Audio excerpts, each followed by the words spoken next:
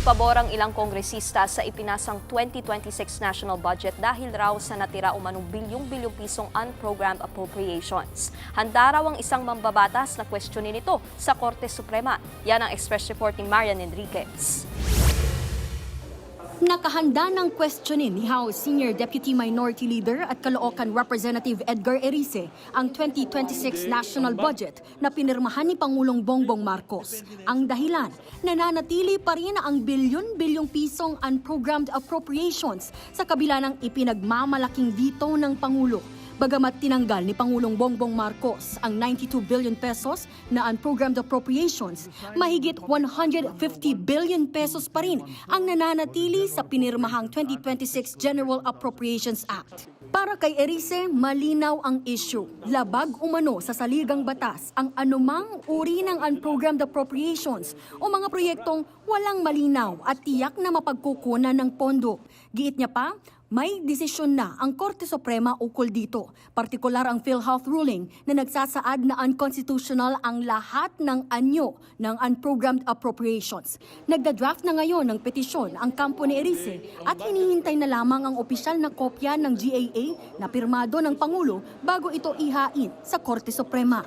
Mahalaga din na matuldukan na ito, na ma-define na talaga ng Korte Suprema kung talaga bang ang ganitong uri ng pagbabudget na walang katapat na source of financing ay labag sa ating konstitusyon. All forms of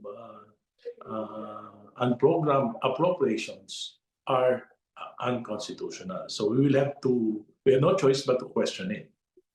Para naman kay House Deputy Minority Leader at ML Party List Representative Leila De Lima, hindi sapat na depensa ang pagvito ng ilang bahagi ng unprogrammed appropriations. Aniya, maituturing itong shadow pork dahil wala itong tiyak na pinagkukunan ng pondo, nakakaiwas sa mga safeguard ng konstitusyon at isinusuko ang kapangyarihan ng Kongreso sa diskresyon ng ehekutibo.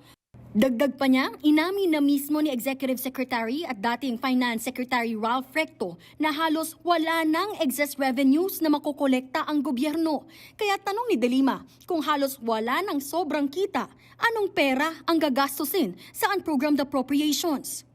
Giit niya pa kung tunay na mahalaga ang isang programa, dapat itong isama sa programmed appropriations na may siguradong pondo. At kung sakaling may pondo sa hinaharap, Kongreso ang dapat magpasa ng special o supplemental budget.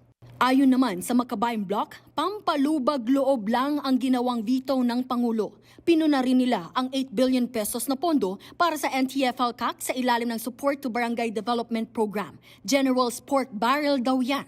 Kasama rin sa kanilang binatikos ang mahigit 11 billion pesos na confidential at intelligence funds na kulang daw sa transparency at accountability. Maging ang umano'y lumobong band-aid assistance programs gaya ng AYIX, MAYIFIP at TUPAD ay tinawag nilang instrumento ng patronage politics. Hindi raw yan pang matagalang solusyon sa kahirapan, kawalan ng trabaho at kakulangan sa serbisyong pangkalusugan.